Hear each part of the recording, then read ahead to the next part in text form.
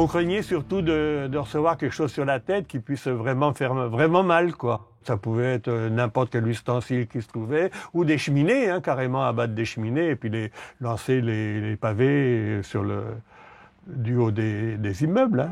Ça dégringolait. Donc il fallait non seulement regarder devant soi, mais faire attention à ce qui se passait en haut.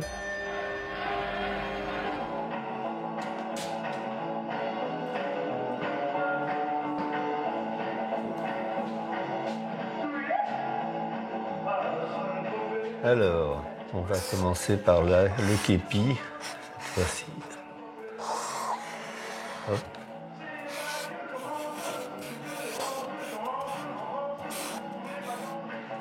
Le geste est toujours aussi sûr. 50 ans après, Jean Hill, alias Jean Hillero, n'a rien perdu de son coup de main. En mai 68, c'est étudiant aux Beaux-Arts à 24 ans et il dessine des affiches. L'une d'entre elles va devenir un symbole et recouvrir les murs de France. Un matin, j'étais chez une copine, j'entends la radio, je me réveille et j'entends que De Gaulle a déclaré que c'était la chienlit. Et moi, ma première idée, c'est mais la chienlit, c'est lui. Et en quelques semaines, cette affiche tirée à 35 000 exemplaires va passer à la postérité. Son auteur, lui, restera inconnu. Je me souviens de l'avoir vu affiché sur les colonnes du théâtre de l'Odéon. Et il y en avait une sur chaque colonne et ça faisait une répétition comme ça. Et là, je me suis dit, ah tiens, j'ai fait quelque chose quand même. J'étais pas mécontent de moi. Personnellement, mes pinceaux, mes crayons, c'était mes armes. C'était mon pavé à moi. Comme Jean Hill, en mai 68, ils sont des millions d'anonymes à descendre dans la rue pour faire la révolution. Mais 68, pour moi, ça a été une génération qui prend le pouvoir. On avait l'idée qu'on allait changer quelque chose. On ne savait pas très bien quoi, mais on pensait bien qu'il y aurait un avant et un après. Transformant Paris en un gigantesque champ de bataille, ils se battent à grands coups de pavés, de matraques. Quand on était à terre, on était roués de coups. Moi, ça m'est arrivé une ou deux fois. Ils étaient déchaînés. On n'a pas été tendre avec eux non plus. On leur a balancé des pavés à travers la gueule. Mais eux, ils avaient quand même des boucliers, des matraques. Alors naturellement, le bouclier, c'est pas très efficace parce que quand on le mettait devant nous, on ne voyait plus rien. Donc, acteurs anonymes, ils ont vécu de l'intérieur ces 31 jours d'émeute. Pour tous, mai 68 a été un tournant dans leur vie. Ça fait étrange de revenir ici. Ouais, c'est vraiment bizarre. Ils avaient 20 ans et après 50 ans, ils s'en souviennent encore. Alors là, je reconnais les tables sur lesquelles on dormait durant l'occupation de la Sorbonne. On était jeunes, on supportait. Dans les facs ou dans les usines, durant un mois, ils inventaient la société de demain, un nouveau monde. Et pour ça, certains étaient prêts à tout, même à séquestrer leur patron. On ne les laissait pas mourir de faim. On n'est quand même pas des sauvages. Étudiants, CRS, lycéens, syndicalistes, commerçants ou journalistes, ils n'étaient pas appelés à se rencontrer, et pourtant mai 68 les a réunis dans la rue. Ils vivaient la révolte au quotidien. Mai 68 est un pavé dans leur histoire. Et c'est à Nanterre, à quelques kilomètres de Paris, que tout a commencé. Ici, un campus à l'américaine est inauguré en 1964. À l'époque, le général de Gaulle veut décongestionner la Sorbonne, surchargée. En 68, Annette Lévy-Villard prépare une licence en sociologie. Tous les jours, elle quitte Paris, les quartiers chics du 16e arrondissement, pour rejoindre Nanterre, la laborieuse. Alors, cette gare, en 68, ne s'appelait pas Nanterre Université, ça s'appelait Nanterre La Folie. C'était une petite gare de banlieue assez glauque qui nous droppait ici au milieu de nulle part. Et on marchait de la gare jusqu'à l'université. Annette fait partie des tout premiers étudiants à franchir les portes de la nouvelle université. La faculté est bâtie sur un ancien camp d'aviation coincé entre les tours d'affaires de la Défense et le centre-ville de Nanterre. C'est un endroit où il n'y avait rien. C'était un terrain militaire désaffecté, insalubre, marécageux. Et les premiers bâtiments de l'université, c'était ça, ces petits blocs carrés que vous voyez là. Tout le reste était terre à vagues et un petit peu plus loin, les bidonvilles. Nanterre en 68 est la face cachée des Trente Glorieuses. Un îlot de tôle et de carton. 23 hectares de misère, 14 000 personnes y habitent, dont une majorité d'Algériens venus reconstruire la France. C'était un choc terrible pour moi et pour tous les gens qui avaient été élevés dans cette après-guerre de bonheur et de plein emploi, de découvrir qu'il y avait des gens qui habitaient dans des bidonvilles. Et les bidonvilles, c'est des vrais. Avec l'eau au milieu, il n'y a pas de tout égout, il n'y a pas d'électricité. C'est vraiment le bidonville comme on pense que c'est à Calcutta, mais là, c'est chez nous, là, à Paris. En 1968, la jeunesse du baby-boom, comme Annette, vit dans un monde en plein bouleversement. Les jeunes Américains se battent au Vietnam.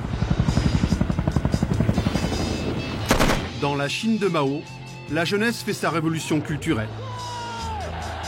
Ce contexte international va servir de détonateur à la révolte qui couvre.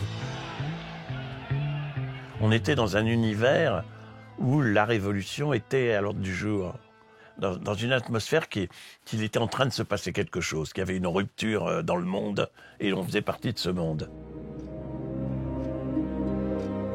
En 68, Nanterre est l'une des facultés les plus politisées de France, une véritable cocotte-minute. À 24 ans, Jean-Pierre Duteuil, étudiant en sociologie, est l'un des fondateurs du groupe anarchiste. Il prône la révolte contre l'institution universitaire et tout au long de l'année, il multiplie les actions, transformant la faculté en un bastion de la révolte étudiante.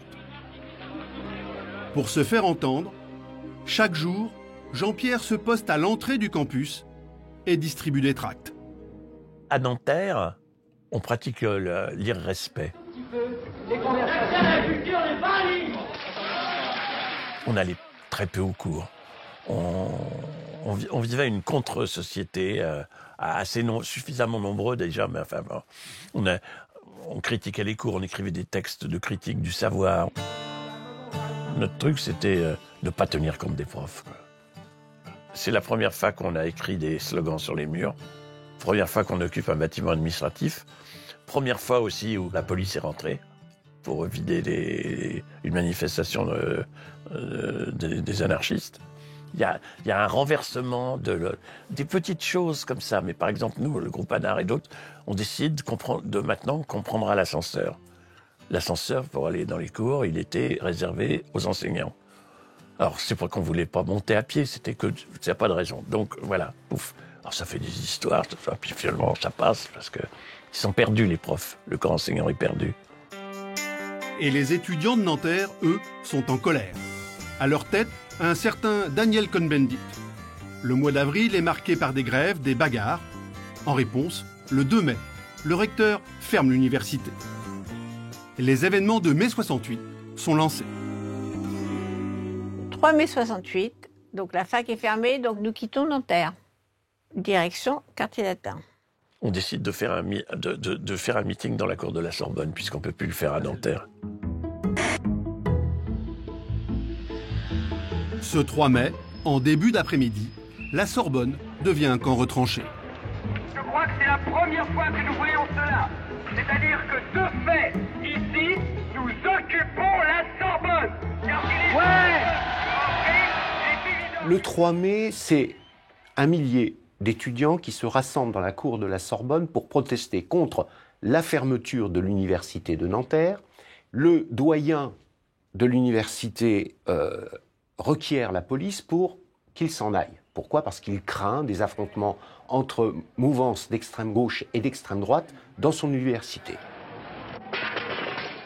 C'est la fameuse arrestation. La police rentre dans la cour de la Sorbonne et arrête 300-400 personnes. Moi, j'y étais. Mais le pouvoir a fait une énorme erreur, c'est de ne pas arrêter les filles. Sous-estimait la capacité des filles à se mobiliser. On est tout un groupe, on est sur le boulevard Saint-Michel et on crie « Libérez nos camarades ». Et c'est comme ça que ça commence. Avec des polices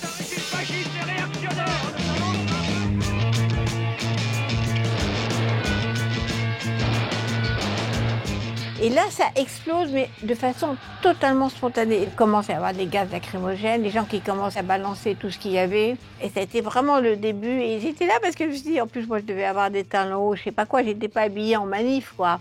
J'étais pas prête à courir devant SCRS. Les premiers affrontements résonnent dans Paris.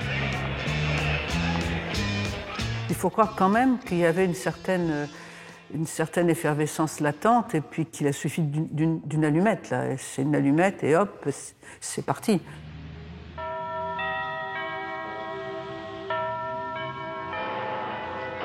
Gilles Schneider, ces détonations qu'on entend derrière vous, ça représente quoi?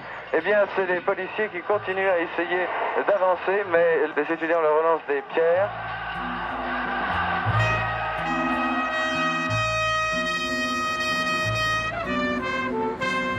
Ce vendredi 3 mai, avec son chauffeur, Gilles Schneider se dirige vers la Sorbonne.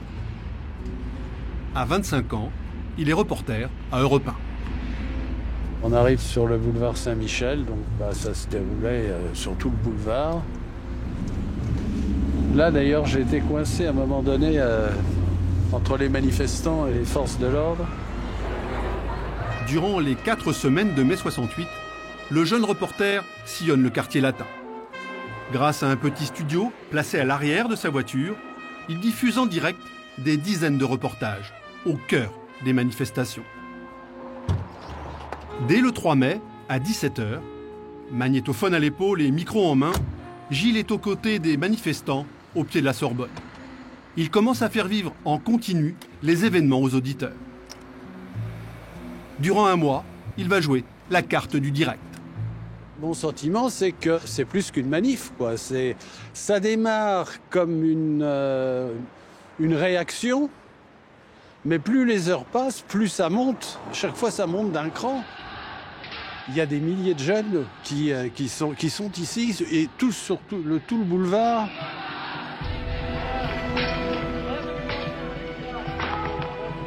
Et là, on commence à enlever les grilles d'arbres, on dépave. Et c'est les premières barricades et c'est comme ça que ça commence.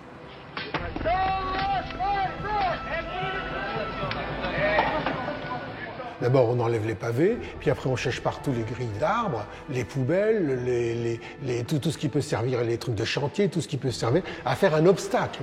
Et chacun, par petits groupes, se saisit de son endroit qu'il défend, sa petite zone, sa ZAD, sa zone à défendre, qu'il se construit. Et elles se construisent comme ça au fur et à mesure. On dépave le boulevard Saint-Germain, le boulevard Saint-Michel, et on fait une chaîne de pavés jusqu'au premier rang, et là, au premier rang, ils les envoient. 19h, les premiers pavés sont lancés. Et c'est facile à lancer un pavé? Non, c'est lourd, donc faut y mettre une certaine énergie. Donc on en envoie un, on en envoie deux, puis après le bras fatigue, parce que c'est quand même lourd. Tu sais, quand on balance un pavé, il va jamais à 50 mètres. Je suis sûr qu'il y a eu autant de pavés balancés sur des copains par des gens qui étaient un peu derrière. En quelques heures, c'est l'insurrection. Le quartier latin se soulève. On se bat partout dans les rues. Sur les boulevards, les premières barricades s'élèvent.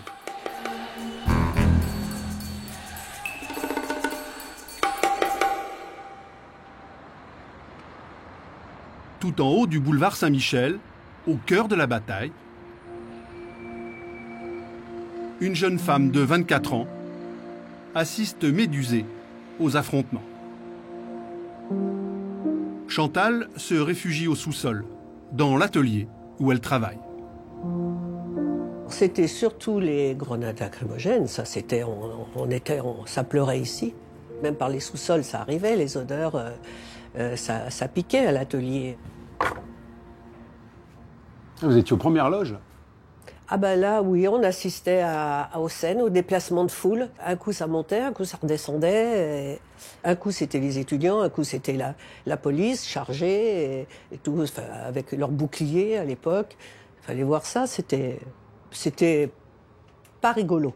Oh non, on n'en riait pas. Franchement, on n'en riait pas. Parce qu'on se demandait jusqu'où ça va aller. Il y avait quand même eu des arbres déjà abattus pour boucher le boulevard. Les barricades, c'était tout le secteur du quartier latin, hein, ça c'est sûr.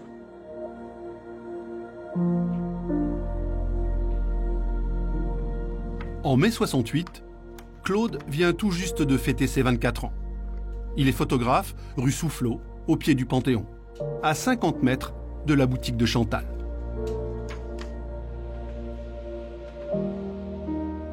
Moi, j'habite le quartier latin depuis toujours. Je suis né dans le quartier et tout était bloqué, en fait. Hein. Donc, plus de commerce, plus de banque et plus de sous. Voilà, c'était impressionnant. Comme on ne pouvait pas dormir avec tous les lacrymogènes et les bruits et tout, donc je descendais de chez moi et je faisais des photos. En un mois, ce passionné d'images va prendre 2000 clichés. Quand on a 24 ans, on est jeune fou. Donc j'étais sur les barricades avec les étudiants, hein, voilà. Alors ça coursait, c'est sûr, quand il y avait l'attaque des CRS, on se protégeait naturellement. Alors ça, ce sont les CRS. Ça, vous avez pu les prendre sans problème? Ah bah là, ils avaient le dos tourné, là. Je me suis dépêché vite fait. Mais vous laissez faire dans la rue, il n'y avait pas de problème avec ni les CRS? Ah bah si. Moi, je me suis fait casser mon appareil photo par les CRS. Donc voilà, j'ai pris des CRS en flagrant délit, en train évidemment, de tabasser des étudiants. J'ai eu ma chemise déchirée, enfin bon, voilà. Enfin bon, ça fait peur quand même. Hein. Ouais. Alors là, c'est un casseur. Il avait une espèce d'armure. C'est assez marrant, oui. Côte de maille, couvercle de poubelle, manche de pioche. Cette panoplie du parfait combattant n'amuse pas les forces de l'ordre. 50 ans plus tard, la police nous ouvre ses archives, plus exactement le contenu de 2 cartons. Des objets saisis en mai 68.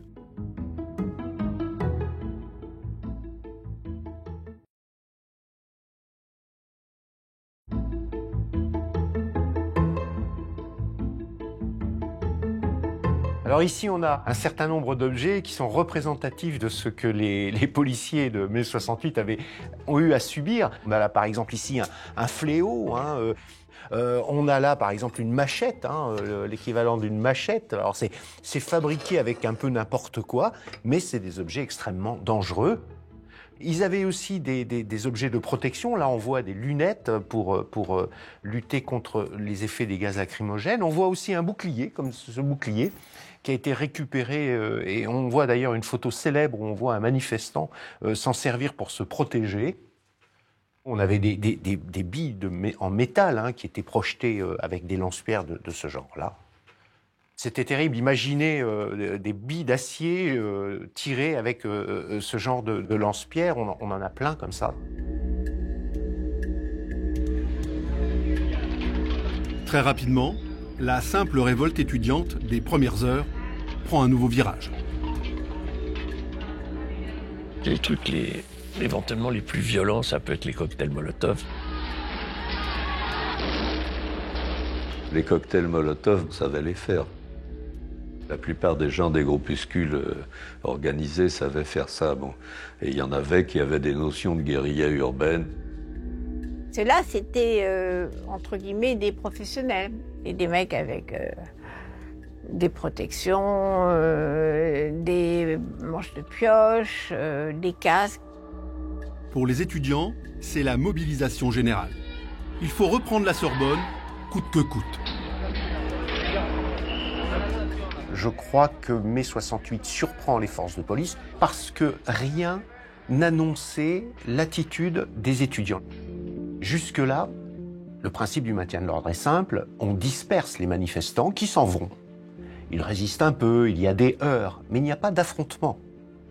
Mai 68, c'est une rupture de cette situation, puisque les étudiants vont immédiatement se mettre à entrer dans une forme de guérilla urbaine, mais avec une grande violence. Alors, il y aura de la violence du côté des policiers, qui est une forme de réplique à la violence qu'ils vont découvrir de la part des manifestants en face. Les charges de CRS, c'était pas tendre. Hein. Alors, on n'a pas été tendre avec eux non plus. On leur a balancé des pavés à travers la gueule, mais eux, ils étaient équipés. Ils avaient quand même des boucliers, des matraques. Ils étaient quand même assez durs. Hein. Nous, quand on était à terre, on était roués de coups. Hein. Moi, ça m'est arrivé 1 ou 2 fois, roués de coups. Hein. Là, ils y allaient carrément. À mon avis, ils étaient complètement beurrés. Parce qu'ils attendaient la plupart du temps dans leur car. Donc, je pense qu'ils étaient, comme en 14-18, on les arrosait avant d'y aller parce qu'ils étaient déchaînés. Moi, une fois, je me suis fait prendre comme ça dans une haie de rue Monsieur le Prince de Garde-Mobile jusqu'à l'Odéon. Depuis le bas, j'ai reçu des coups de matraque sur les fesses. J'étais vraiment énervé, quoi. Dès les premières heures, le quartier latin est sous haute tension et les manifestations sont réprimées sans ménagement. Et pourtant, au cœur de la police, un homme va éviter le bain de sang.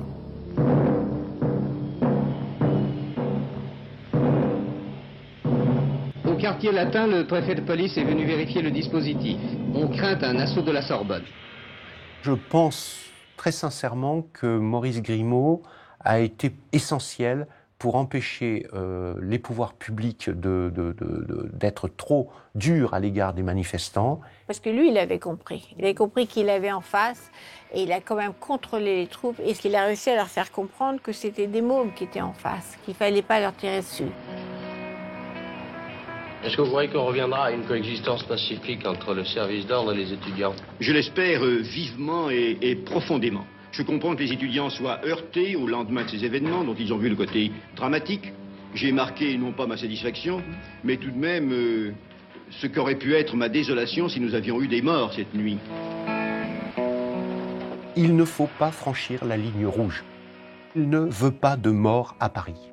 Donc il va être très vigilant sur le comportement des policiers. Il leur dit quoi à ses troupes? Il leur dit, on ne tape pas un manifestant au sol. Il dit, c'est contraire à l'honneur de la police. Et en plus, c'est contre-productif parce que ça crée une haine et ça crée un besoin, une envie de représailles. Je ne veux pas de cela.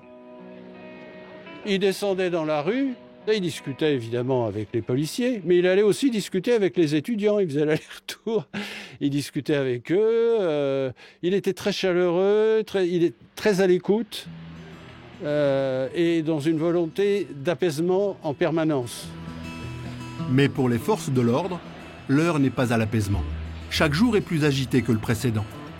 Les effectifs de police manquent, alors le préfet Grimaud fait appel à des renforts. Parmi eux, Pierre Deharbe, un CRS entré dans la police en 1963. Lui aussi est jeune et il débute sa carrière. En mai 68, le jeune marié doit rejoindre en urgence une compagnie d'intervention. Direction le quartier latin. Mais Pierre n'est pas préparé à une confrontation aussi violente. Son équipement n'est pas vraiment adapté. Ça vous parle, ça? Ah oui, je reconnais ma tenue. Le blouson, la chemise, avec sans oublier la cravate. Donc à la ceinture, sur le côté gauche, la matraque, enfin ce que moi j'appelle la gomme à effacer le sourire. Là, on n'avait aucune protection au niveau des épaules. On n'avait rien. Ici, il y a absolument rien. Quand on prenait des coups, c'était la clavicule qui était cassée. Et sur le corps, nous n'avions absolument rien que notre chemise et notre blouson, voilà. Alors naturellement, le bouclier n'était pas très efficace parce que quand on le mettait devant nous, on ne voyait plus rien.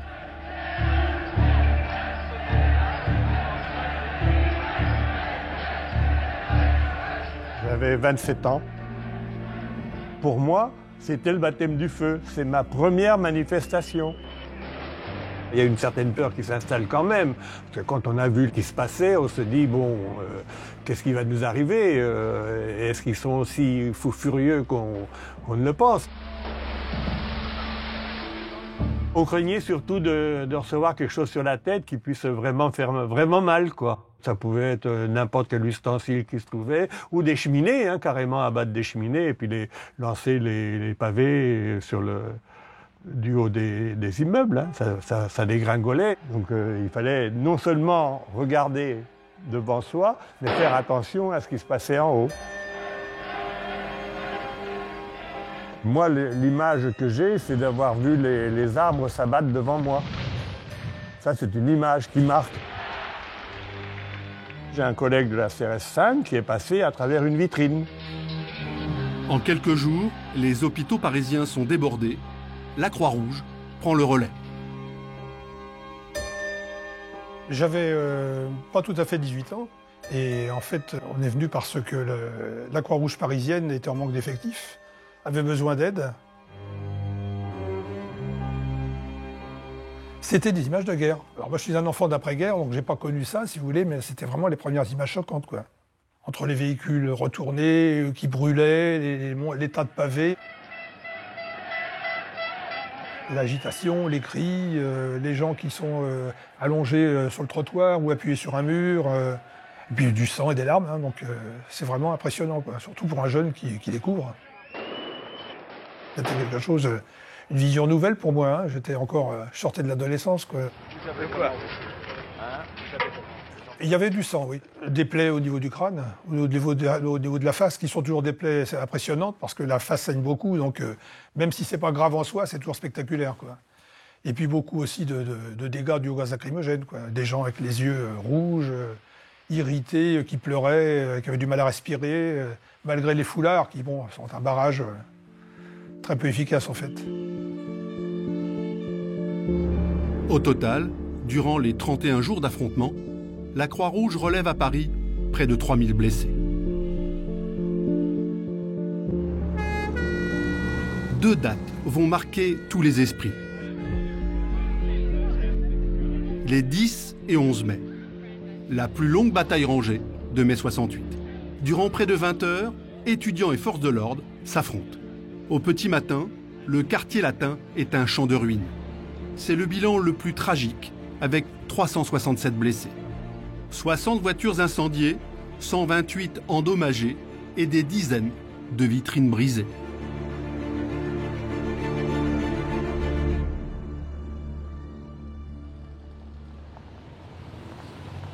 Cette bataille épique est un moment crucial de l'histoire de mai 68. C'est la fameuse Nuit des barricades. Annette y a participé. Ce jour-là, elle marche au milieu de 20 000 manifestants en demandant la réouverture de la Sorbonne. À 17h, elle est rue Gay-Lussac. C'est là que les étudiants vont installer leur bastion. Là, on est à l'entrée de la rue Gay-Lussac. Il y avait des barricades qui fermaient la rue et des barricades tout le long de la rue. On attendait les flics, les CRS, les gardes mobiles, qui sont arrivés au milieu de la nuit pour moi, un petit peu plus tard. Je suis partie juste avant la charge parce que je ne suis pas très courageuse. C'est absolument fabuleux les montagnes de pavés qu'on a réussi à faire. Et c'était une zone de guerre. Mais j'ai jamais vu une chose pareille.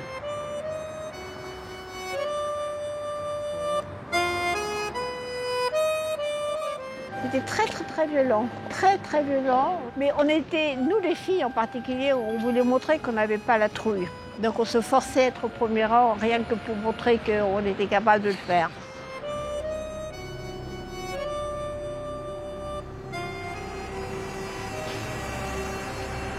Depuis le début du mouvement, l'accès à la Sorbonne est interdit aux étudiants. Ce 10 mai, les policiers sont sur les dents. Le préfet va déployer 10 000 hommes sur le terrain.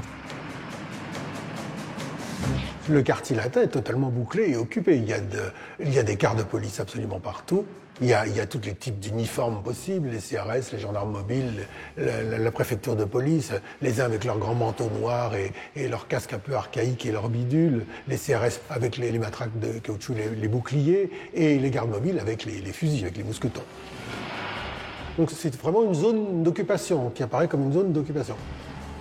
17h, face aux forces de l'ordre, dans les rues, des étudiants, des professeurs et des lycéens. Pour l'heure, l'atmosphère est détendue.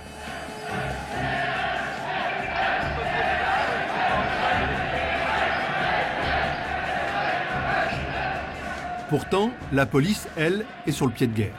Elle craint d'être débordée et elle s'inquiète. Pour preuve, les échanges radio entre l'état-major et les équipes sur le terrain. J'écoute. On peut évaluer les manifestants à 5000 à peu près. C'est énormément, là. Reçu. De TC 108. J'écoute. En ce moment, ils sont actuellement groupés et ils vont bientôt descendre. Vous savez, ils sont très très nombreux. Très très nombreux. Ensuite. Et la police a raison de s'inquiéter. Sur les boulevards, des milliers d'étudiants rejoignent maintenant le cortège. C'est la mobilisation générale. Le mot d'ordre est simple, il faut occuper le quartier latin. À 20h, ils sont plus de 20 000 dans les rues.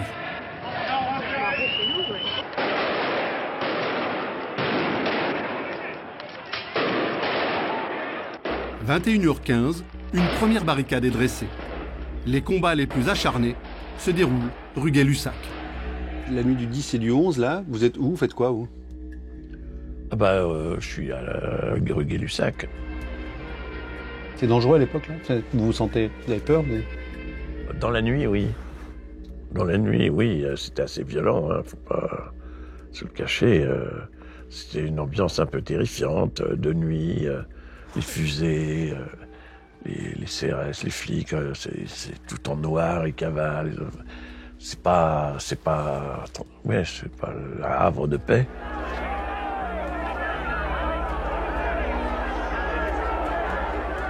Ah ben là, si vous voulez, c'est l'émeute totale. C'est des centaines et des centaines de barricades. Par exemple, rue Gay-Lussac, une barricade va avoir jusqu'à 4 mètres, 5 mètres de hauteur. 2 étages d'immeubles. Et pour les policiers, c'est très difficile. Imaginez, il faut prendre d'assaut des barricades formées de voitures renversées, de pancartes, de grilles, de matelas, de chaises, etc. Et il faut les prendre de face. Toutes les rues, toutes les petites rues sont barricadées d'un côté et de l'autre. C'est une véritable nasse. Nous-mêmes, nos voitures radio-téléphones sont enfermées. On est là, on ne peut plus sortir. Eh bien, écoutez, la position n'a pas changé depuis tout à l'heure. Les policiers, en ce moment, sont en train de franchir une barricade, c'est-à-dire une barricade qui était construite uniquement en pavé. Et il semble, à mon avis, que les forces de police essayent de dégager la rue Gay-Lussac, qui est l'îlot de résistance le plus dur de la part des étudiants. Mais ce que ne sait pas Gilles Schneider, c'est qu'en faisant son travail, il renseigne les étudiants. Les directs du jeune reporter sont écoutés par les manifestants. Au mois de mai, 200 000 transistors seront ainsi vendus. Dans les manifs, c'est même devenu un outil indispensable. Oui, on écoutait les transistors et pour savoir où ça se passait, quand ça se passait. On avait tous notre petite poste de radio et on l'écoutait. On entendait les points de rassemblement, par exemple. Hein. On entendait qu'il y avait tant d'étudiants qui étaient à tel endroit, etc., etc. Le reste des manifestants qui se trouvent sur la place Edmond-Rostand sont au nombre à peu près d'1 millier. Au bas du boulevard Saint-Michel, j'entends des claquements sourds de grenades. Le plus significatif étant les informations dont nous disposions pour la manifestation rue Gay-Lussac, puisque toute la nuit, les radios ont balancé des informations. La police, souvent, vous a accusé d'être radio-barricade. Oui, la police et certains politiques nous disaient même radio-émeute. Ce qui les a amenés d'ailleurs, le 24 mai, ce qui a amené le gouvernement à nous couper les radiotéléphones. Ce qui se passe aussi, c'est que les étudiants ont des appareils qui leur permettent d'écouter les transmissions de la police. TV 765, TNZA vous appelle, m'entendez-vous? Un des mecs de Nanterre avait réussi en trafiquant ces transistors, etc., à capter les fréquences des flics. Très très fort. Donc on écoutait ce que disaient les flics. Allô, TV69 vous écoute, parlez. Voulez-vous dire à TV69 de disposer son personnel des escadrons sur les ponts prêts à barrer la partie gauche? C'était génial. Alors on arrive à droite, on monte là, vous envoyez des trucs là-bas. Et c'était devenu absolument vital de pouvoir savoir ce qu'allait faire la police. Alors avancez les pelotons au ras du quai Saint-Michel, prêts à faire la coupure. Compris 69? Bien compris de TV 69. Ce qui fait que sur certaines opérations, les policiers sont très surpris de voir les étudiants faire exactement ce qu'il faut pour ne pas se faire attraper ou défendre mieux tel ou tel point parce qu'ils ont entendu ce que l'état-major avait dit. Pour les policiers, c'est très difficile, d'autant que la population, une partie de la population se met du côté des manifestants et jette des objets par les fenêtres sur les forces de l'ordre. On a vraiment un peu les prémices d'une révolte. Les gens sont touchés.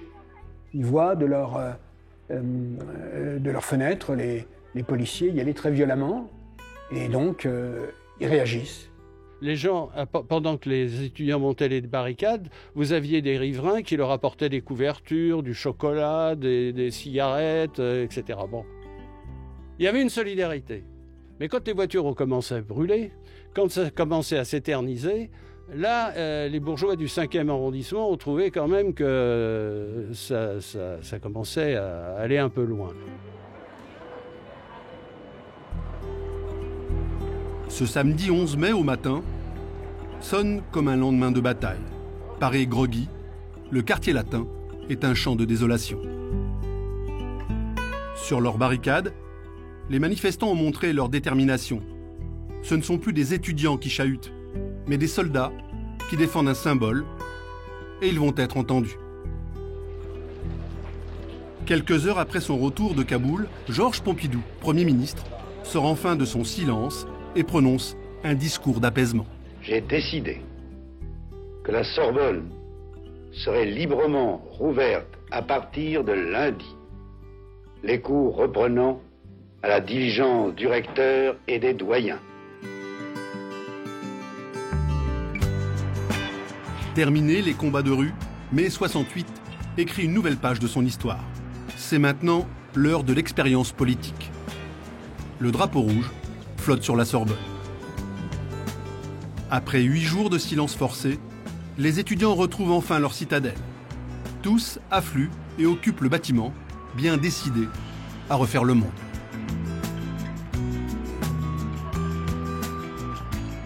La Sorbonne, pour moi, c'est le souvenir d'une espèce de...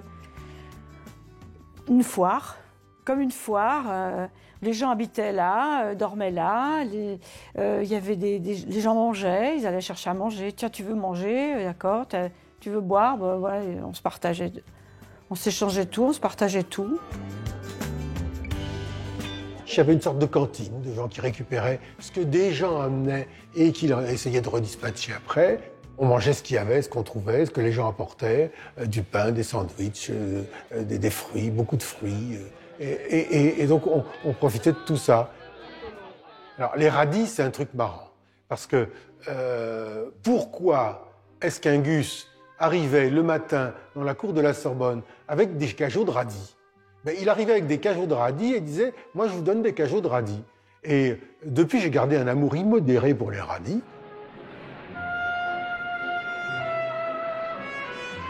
Et puis alors dans la cour de la Sorbonne, bon, il y a des gens qui jouaient du piano. Je me souviens d'une table. Un jour je rentre, je vois, il y avait un type derrière une table et puis une queue devant cette table. Et les gens défilaient devant ce type qui était assis devant cette petite table. Et il venait pour divorcer. Divorce évidemment sans aucune valeur, hein, mais c'était, voilà, il prononçait le divorce.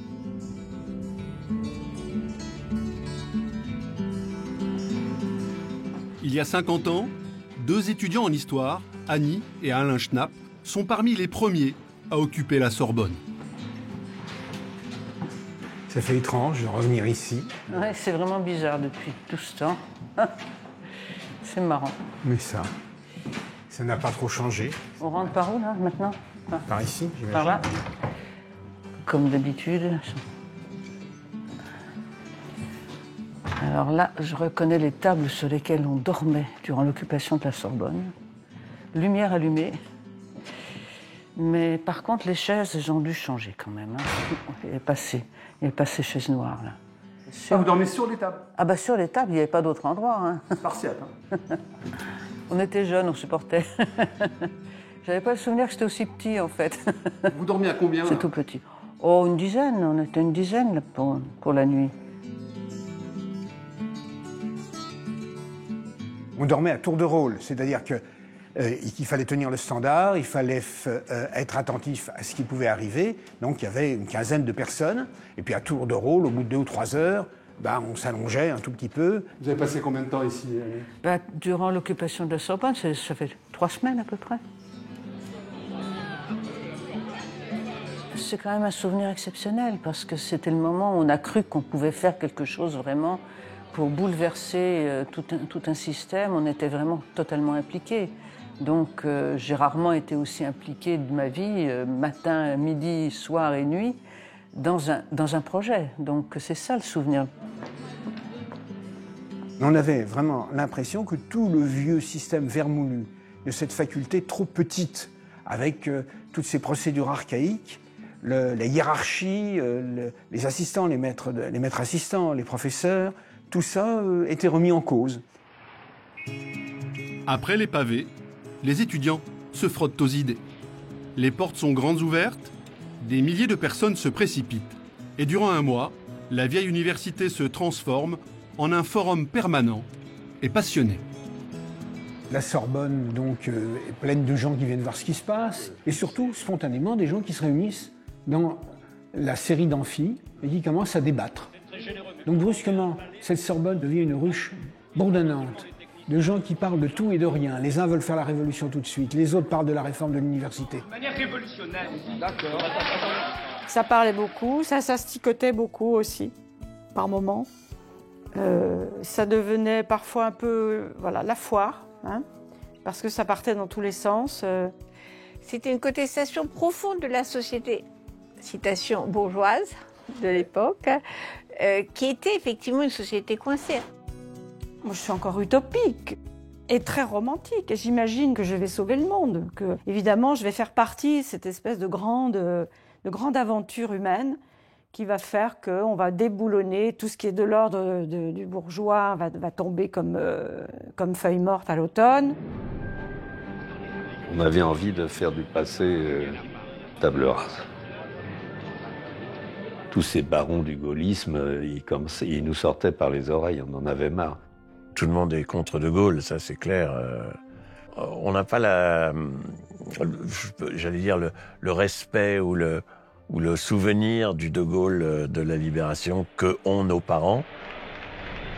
Il y avait un conflit générationnel, c'est-à-dire que le général De Gaulle, moi, mon père avait fait la résistance, etc., donc c'était Dieu sur terre. Et pour nous, ça n'était qu'un vieux crouton. C'était la vieille France, c'était tout ce qui était issu de la guerre, on n'en voulait pas. On avait l'idée qu'on allait changer quelque chose. On ne savait pas très bien quoi, mais on pensait bien qu'il y aurait un avant et un après, et qu'il y a des choses qui allaient changer vraiment.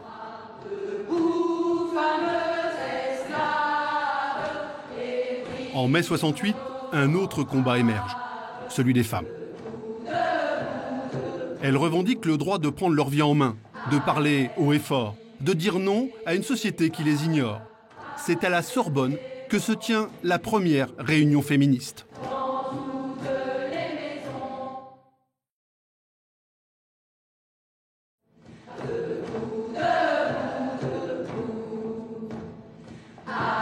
Alors, nous autres femmes, on a quand même été scandalisées par la façon dont les mecs monopolisaient la parole dans les amphis, dans les manifs, au premier rang, que des mecs, que des mecs, que des mecs. Et donc on a commencé à vouloir en parler entre nous. Et on nous a dit, c'est pas du tout révolutionnaire, on est tous ensemble. On a dit, oui, mais quand même, nous les filles, on n'est pas traitées pareil, etc. On a dit, mais non, allez, arrêtez de faire chier et tout ça. Donc moi je revendique ça, je revendique quelque chose d'égalitaire, la liberté. Il faut faire quelque chose pour que la place des femmes soit plus affirmée, qu'on ne soit pas toujours considérée un peu comme celle qui va faire le café dans l'équipe. Cette utopie qu'on était tous pareils, des camarades, pas vrai. Il y avait les mecs et les filles de l'autre côté. Et ça a été le début d'une prise de conscience qui a un peu mûri par la suite, qui a abouti à créer le MLF français, le mouvement des femmes, le féminisme, etc., est né de cette frustration qu'on a eue d'être si maltraitées en mai 68. Mai 68 est un tournant définitif pour les femmes. Il faut dire qu'un an auparavant, une révolution scientifique bouleverse le mode de vie de millions de Françaises. Donc nous étions, nous autres jeunes étudiantes de 68, la première génération de Françaises à avoir la pilule. On prenait son ordonnance légale de la mutuelle étudiante, on allait dans une pharmacie, on ressortait avec une boîte de pilules. Il faut imaginer que c'est historique. Donc on s'est dit, maintenant qu'on a la pilule, autant en profiter. Donc ça a été immédiat. La rentabilité de la chose a été sur le terrain immédiatement. Il y avait un grand, grand vent de liberté. C'est un cliché de dire vent de liberté, mais c'est exactement ce qui se passait. C'était quand même, on a le droit de coucher là, ça y est. L'amour, hein, c'était faites l'amour, pas la guerre, donc voilà, on a choisi. On essayait. Je ne sais plus combien de copines j'avais, mais enfin j'en avais plusieurs. Disons qu'à l'époque, la norme, c'était on rencontre une fille sympa, on discute un peu au bistrot, et le soir, radada. Enfin bon, je veux dire, c'était pas bien compliqué. Aussi bien les filles que les garçons, on savait que dans les manifs, on allait rencontrer du monde. Voilà, la manif, après, c'est resté pendant des années un bon endroit pour draguer.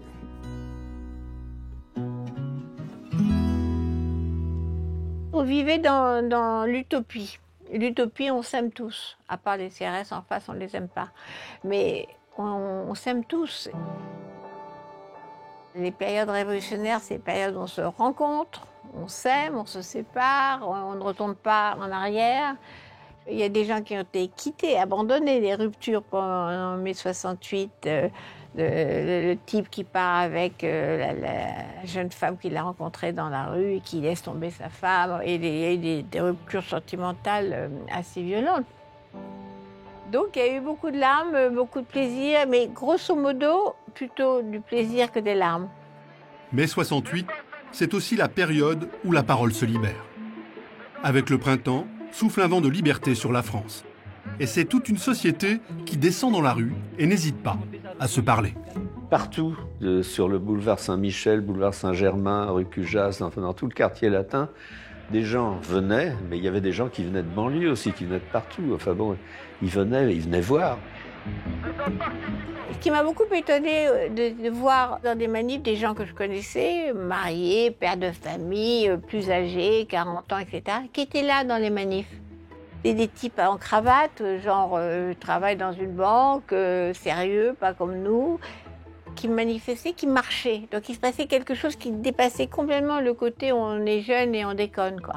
Et les gens commençaient à parler et mettre dire bah oui, on en a marre de cette société, on est mal payé, on se fout de notre gueule. Ah bon? La Sorbonne est ouverte à tous, absolument à tous, n'est-ce pas? On consacre des milliards pour l'armement et rien pour nos gosses. Il faut toujours penser à l'homme en lui-même et à ses besoins fondamentaux. Le cadre idéologique. Les gens parlaient beaucoup, oui, les gens parlaient énormément, tout le monde se parlait. Pour moi, c'est ça, surtout mai 68, c'est tout le monde a parlé à tout le monde et tout le monde se tutoyait, ce qui était à l'époque incroyable, quoi. Je crois que ça, c'est peut-être la chose la plus intéressante de mai 68. Le fait que les gens se mettent à parler entre eux. Il y avait des gens qui parlaient, ça allait des prolos aux intellos. Enfin bon, c'était un gros remue-ménage. Nous fondons la civilisation. C'est avec ça que nous ferons la révolution, la vraie. Celle qui foutra Pompidou et les autres. C'est celle qui foutra l'État impérialiste, l'État militaire en l'air, n'est-ce pas? Après les étudiants de la Sorbonne, la France qui travaille suit le mouvement. En quelques jours, tous les secteurs du pays sont touchés. Les poubelles se multiplient et envahissent les trottoirs parisiens. Dans les gares, les trains restent à quai. Et pour couronner le tout, une grève de carburant paralyse le pays. Une à une, les entreprises, les usines sont occupées. En France, en mai 68, 7 millions de grévistes sont dans la rue. Le pays rentre dans le plus grand mouvement social de son histoire.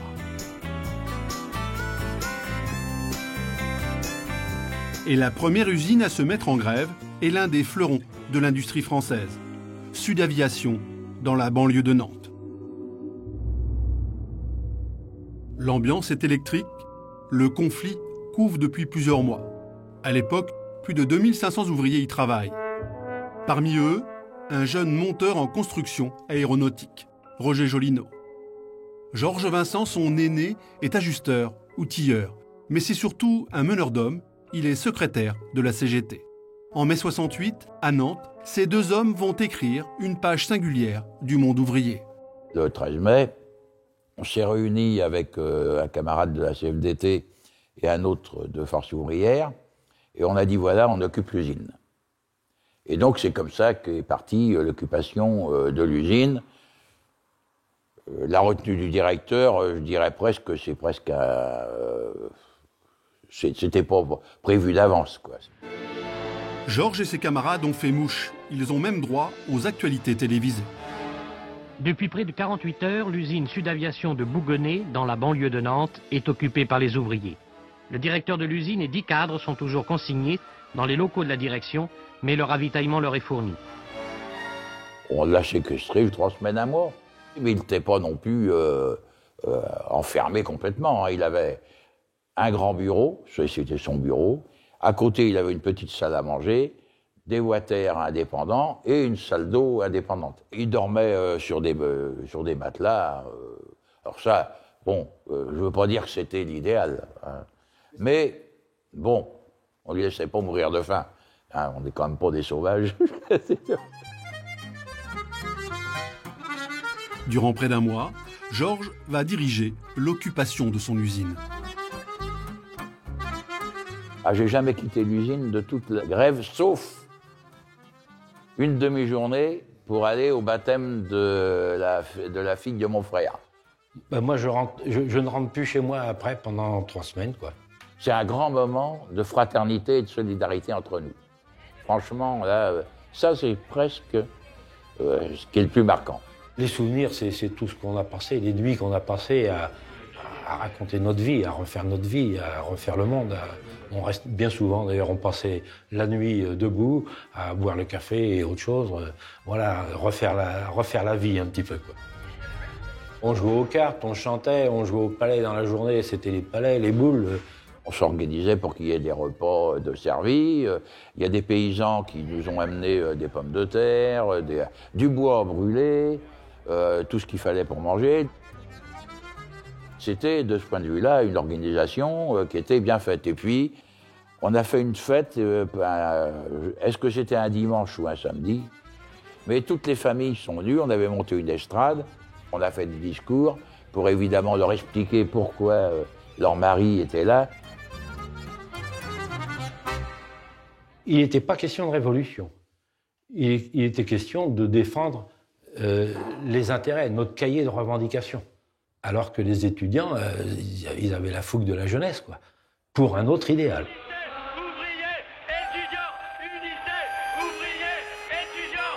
Malgré les appels à l'unité, entre les étudiants et les ouvriers, l'union est impossible. C'est l'histoire d'un rendez-vous raté entre deux mondes qui ne se comprennent pas.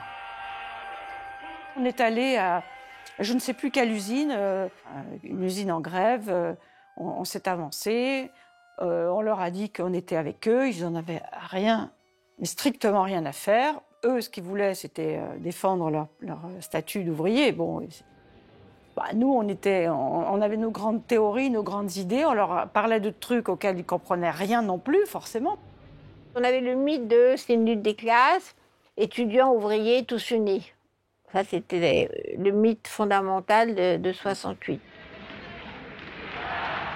Moi, personnellement, en tant que secrétaire du syndicat, j'avoue franchement que je n'avais jamais eu aucun rapport avec les étudiants, y compris les responsables étudiants. Alors, ils avaient un peu une tendance à nous prendre un peu de haut. Ils auraient voulu qu'on aille beaucoup plus loin dans l'anarchie. Et nous, c'était pas notre volonté, quoi. D'ailleurs, le mouvement ouvrier de 68, c'était pas de renverser le gouvernement ou quoi que ce soit. Non, non. C'était pour la satisfaction de nos revendications. À Nantes, le 29 mai, Pierre Duvauchel est libéré après 16 jours de séquestration. Mais cette fois, les caméras de télévision sont absentes. Comme tous les services publics, l'ORTF est en grève. Mai 68 vit ses dernières heures. Depuis 2 jours, Georges Pompidou tente de casser les mouvements de grève en jouant la carte des négociations sociales. Il propose une hausse du salaire minimum, une 4e semaine de congés payés. Ce sont les fameux accords de Grenelle. Pour les étudiants, c'est le commencement de la fin. Le gouvernement avec les accords de Grenelle, a déplacé, si vous voulez, le problème sur un terrain que tout le monde connaissait, qui est des négociations avec les syndicats et la défense du beefsteak. Ça, tout le monde sait le faire. Sachant aussi que l'opinion, on avait un peu marre, parce que ça s'accompagnait de grève générale, hein, il n'y avait plus rien, on pouvait plus, il n'y avait plus de transport en commun, il n'y avait plus de poste, il n'y avait plus rien, hein, plus d'essence, etc. Donc les gens commençaient à en avoir assez. Donc le gouvernement a joué là-dessus. On s'est dit, ils vont entuber la classe ouvrière qu'ils ont fait, 10% d'augmentation, de salaire, et vous rentrez dans les usines. Ça, c'est les accords de Grenelle. Et là, on voyait que les ouvriers, ils allaient retourner au boulot. À Grenelle, ça nous a donné le sentiment que voilà, les syndicats ouvriers prenaient ce qu'ils pouvaient obtenir. On a compris que la partie maintenant était fichue. Pour nous, ça ne nous parlait pas du tout. Grenelle, c'était une rue. Et on voulait aller bien au-delà de ça. On voulait faire péter le régime. Grenelle, déjà on sentait que c'était quasiment fini. Par contre, on n'avait pas compris que la France, la moitié de la France, ou plus de la moitié de la France, la majorité des Français, allait nous rejeter. Le 30 mai, près d'1 million de personnes soutiennent le général de Gaulle et remontent les Champs-Élysées. À leur manière, ils sifflent la fin de la récréation. Quand on voit cette énorme manifestation, ça nous fait un choc quand même.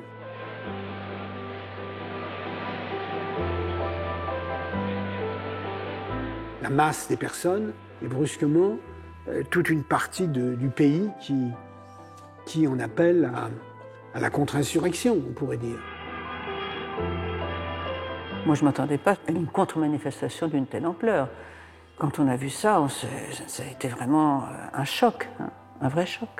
C'est sûr que la grande manif sur les Champs-Élysées de la droite a mis un coup d'arrêt à toutes les espérances et à tous les rêves. Et puis alors, il y a eu la Pentecôte qui est arrivée.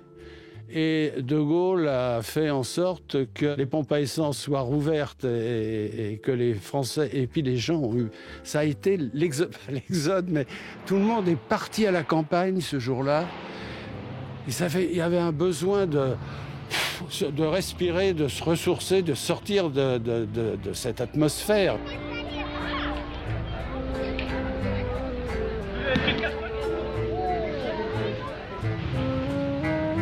Après 31 jours de grève, d'affrontements, de violence, c'est l'heure des comptes et la note est élevée.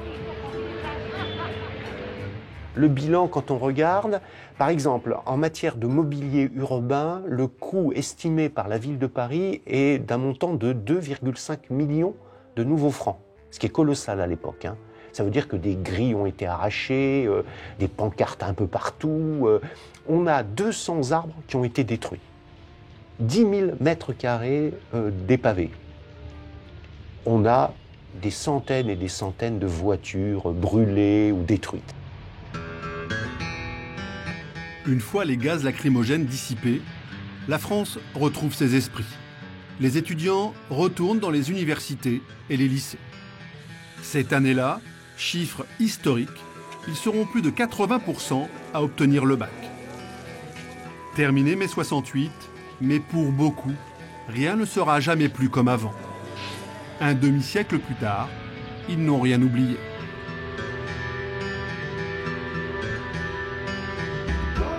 Moi, j'ai beaucoup ri, je me suis amusée comme une folle. Moi.